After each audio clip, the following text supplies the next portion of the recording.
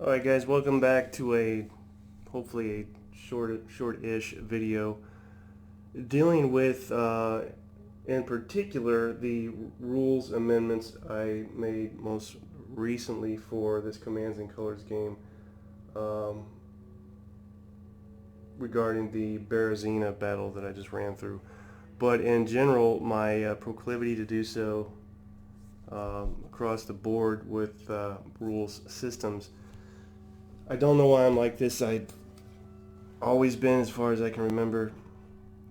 Now, one of the complaints that could be registered is, why don't you just play a game the way it's meant to be played, etc. I understand that, and that would be a valid suggestion if one considered that I never did that, but I do play these things the way they're meant to be played, and then I guess I don't get bored with the system. I think it's a decent rule set will inspire and spark ideas, and I think again a sign of a quality system will cause you to want to fiddle with it.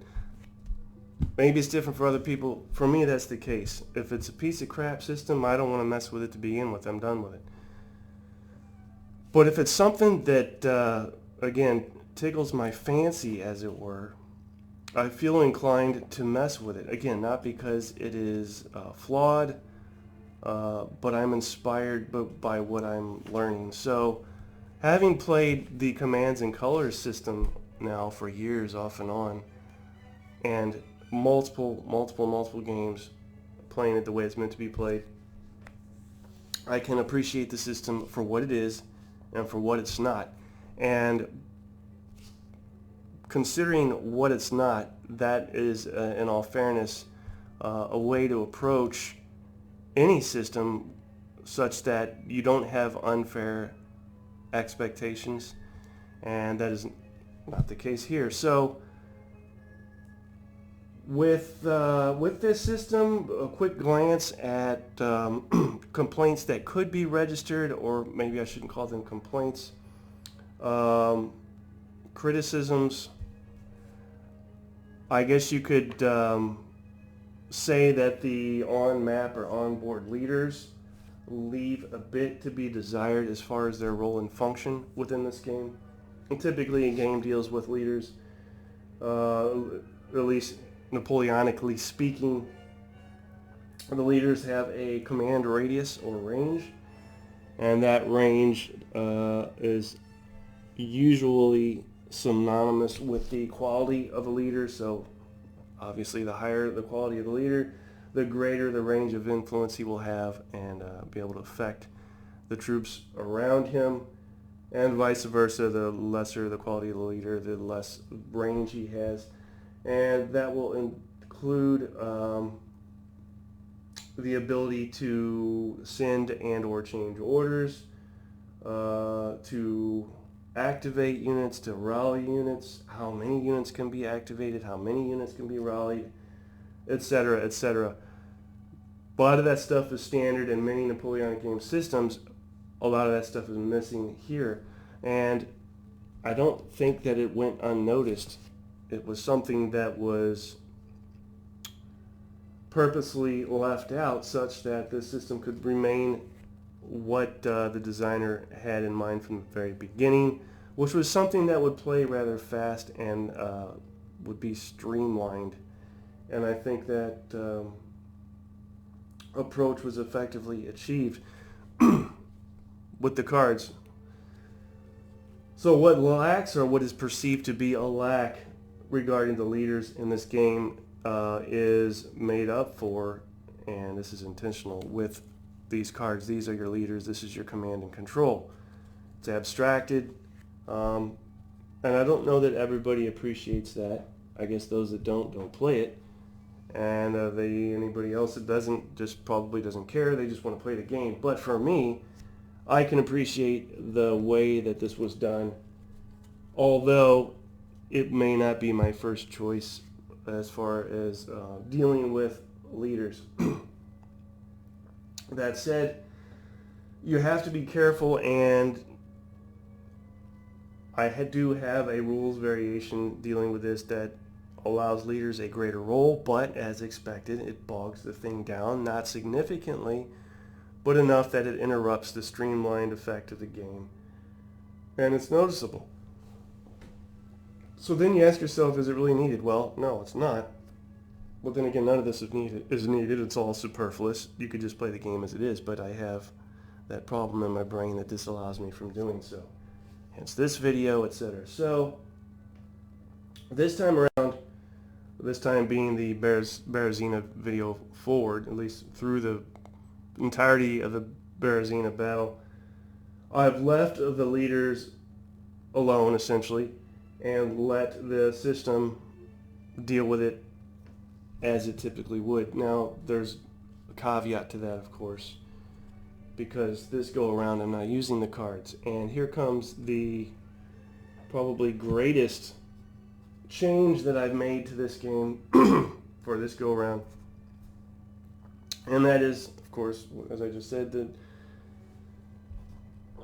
removal of the cards. And that is the heart of the system. So, I mean, how can you do that? Well, if you're going to do it, you need to come up with something at least quasi-similar. And I feel like I've been able to do that. Now, again, these changes that I implement are not synonymous with flaws in the game. I would add that, again, these are things that inspire me to tweak. Let's use tweak as a word. This is one of the most clever systems in board game history, is this card-driven commands and color system. It's great, it works fine, but because of what it inspires other additional ideas. How else could we do this? One way that we can do this, and one way that I've been fiddling with, i.e. the previous video, is a dice system instead of cards. And this will have its detractors as well. The traditionalists will say, well, with cards you have a certain number of cards in your hand, and you can choose from whatever card in your hand that you want to play and play that card. I guess the argument is you have more control than you would with a die roll. Now, counter argument to that would be just wait and see. So with these dice, what you can do is for each side, I've established a generic sweet spot for the number of dice that a side can play with, and that is 6 dice. So 6 dice for, as in the last video for the French, 6 dice for the Russians. If you want to get more nation specific, you can go by the scenario card and scenario card, and where it describes how many command cards you get. Let me pull up this. So for instance, this Berezina scenario behind me states that the Russian army would get 5 command cards and the French would get 6. So if I wanted to be nationality specific, we would attribute 5 dice or assign 5 dice to the Russian army and 6 dice to the French. That would give an obvious 1 die advantage to the French for command and control purposes. Fair enough. I've stuck with the generic 6 dice aside. 6 because 6 is typically, probably going to be wrong here, but let's say the average number of dice that is assigned in these commands and color scenarios. So that's what I've done. Now, you have your left flank, center, and right flank, and what I've allowed you to do is assign up to 6 dice max in any flank or center. So your left could have 6 dice, your right could have 6, your center could have 6, or you can just break it up with 2 in each section, or 3 on the left, 3 on the right, etc. And having done that for the last scenario, I feel like it has, and I don't know that this is a good thing necessarily, but I feel like it streamlined the gameplay even more. But for playing solo, and here's a key point, right? For playing solo and not having to decide which card to play for the Russians, and as much as you try to be fair and unbiased and try not to anticipate what the other side's going to do, even though you know what the other side's probably going to do, you being the other side, it's a great way to expunge all of that, because what you roll is what you get. So, obvious example, if the Russians want to focus on the left flank, you can put all 6 dice on the left, etc., etc. When you roll these dice, you want to get 5s or 6s. So on a 5 or a 6, a unit will activate. So you could have a maximum of 6 units activate on a turn, which seems to work out just fine.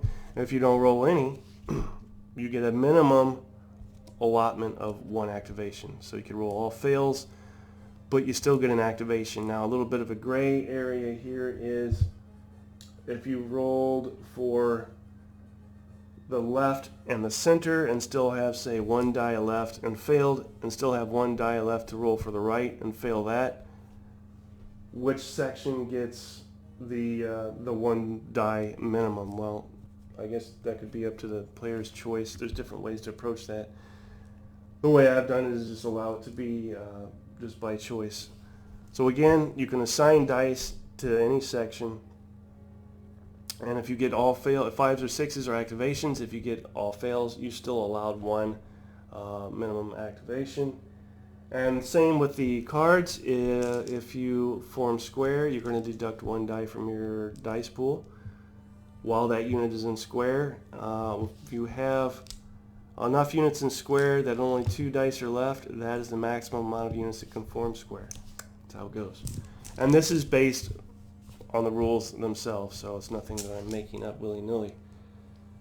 That is probably the most significant change I've made, and it's worked out pretty nicely. And again, especially playing solo, it's been a bit of a blessing.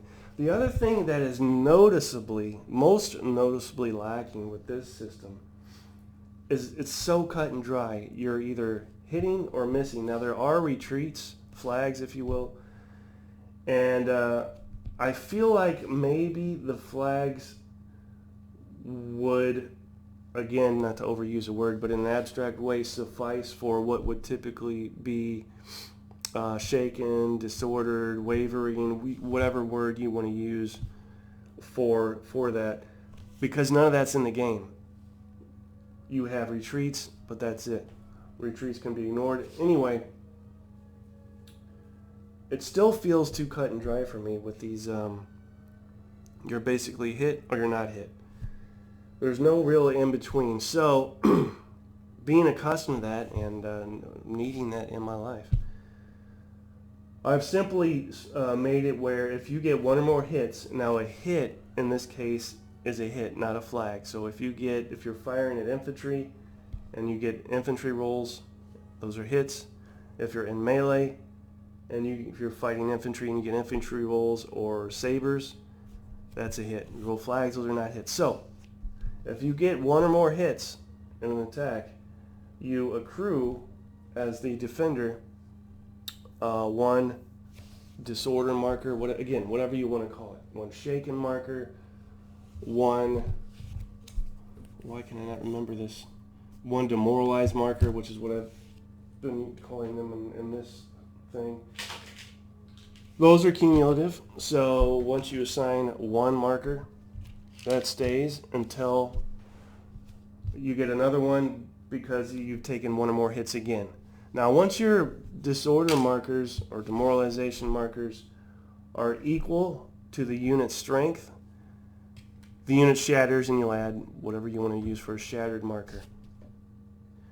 I feel like this makes things a little more, I can't argue that it makes it more realistic because I've never been in a Napoleonic battle, but I feel like it makes it, I don't even know the word to describe it. It was something, maybe it's a flavorful thing, maybe it's not needed, but I feel like having it in there makes it better than not having it in there. I don't know. So I had to put it in there. I could only do without it for so long. Now when you're shaken or If you have 2 or more demoralization markers, you need to what? Yes, rally. You'll need to rally. Simplest way to do that is I've taken just a simple 1 die 10 method, and again, to stay in form with the spirit of the game, we want to keep things simple, even though we're complicating it. So on 1 die 10, you want to conduct a rally or a morale check, if you will. You have your basic 1 to 5 as a fail and 6 to 10 as a pass. So it's essentially 50%. And you could easily complicate this with all kinds of jibber jabber and oodles of modifiers and situations. I've strayed away from doing that and kept it 1 to 5 fail, 6 to 10 pass. Now I do add or account for +1 for an attached leader, +1 if you're supported by 2 or more adjacent units. And then I went and looked at units that are able to ignore flag rolls or retreat results and worked those in as modifiers. So you have unit specificity represented in your morale check. So for instance, if you are guard light cavalry, you're going to get a +2 modifier on your morale check.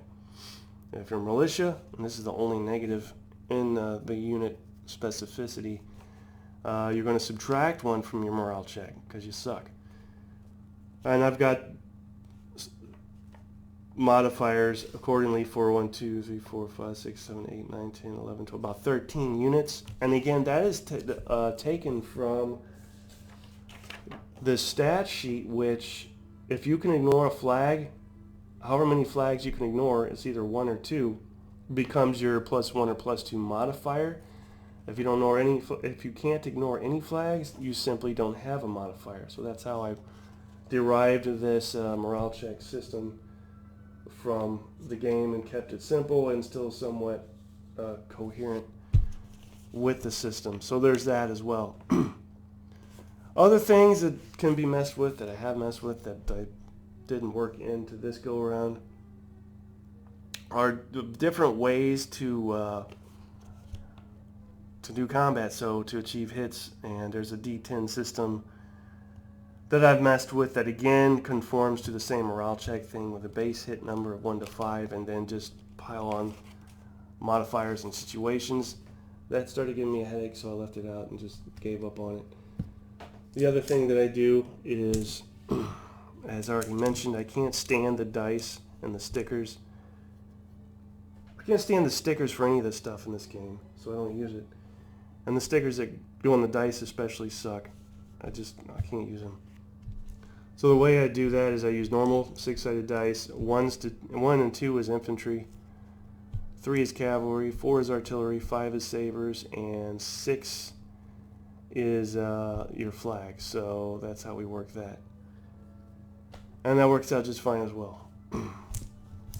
So I'm not sure what the hell the point of this video was. Nothing else, maybe just to hear the sound of my own voice, or just to bounce some thoughts off of you guys and get some feedback and see what you think. Am I the only one that does this? Is this a neurological disorder that I'm dealing with? I don't think so. I enjoy doing what I do, and I feel like, again, to repeat, this system is great, and I love it. I play it. It works great. But it inspires me to tweak it and see what else we can do, and hence the dice method, which works out great. And especially, I'll reiterate, especially for playing solo. You're not going to decide on a card knowing in the back of your mind, as the Russians decide on the card, knowing in the back of your mind what the French are probably going to do anyway. What you roll is what you get. So I like that aspect for solo play. So maybe that's where it's at. The dice method rather than the card method for solo play. I understand there's another 3-card method for solo play. You pick 1 card, you discard 2, draw 2 more, etc., etc. I don't know if that's the Stupid Joe thing or not. No offense, Stupid Joe. But I know there's stuff out there, but maybe give the dice thing a try and see what you think. Let me know. Or not. Either way, it's no skin off of my nose. So that's my thoughts. there's always that innate thing within me to create, and changing these things and creating different ways, not necessarily newer ways, but different ways of doing things. At least for now, I don't know that it always will, but at least for now, satiates my desire to create.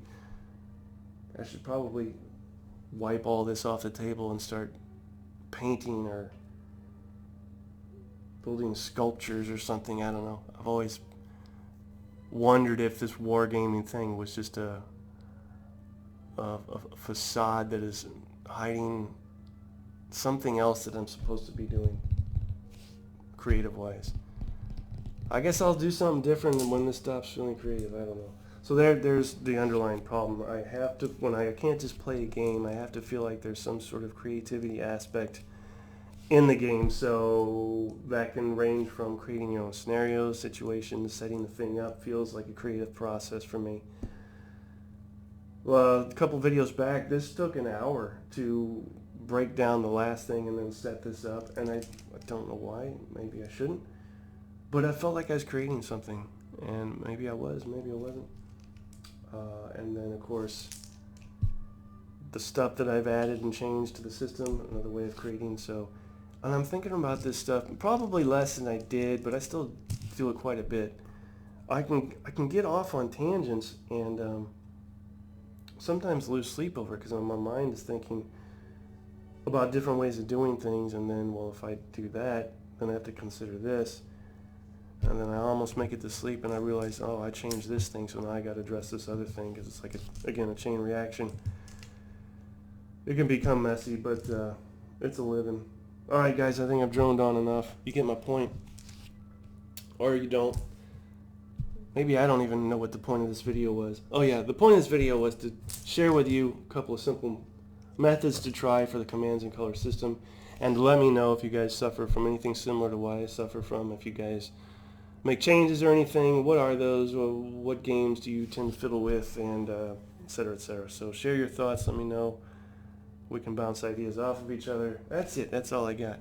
All right, talk to you next time.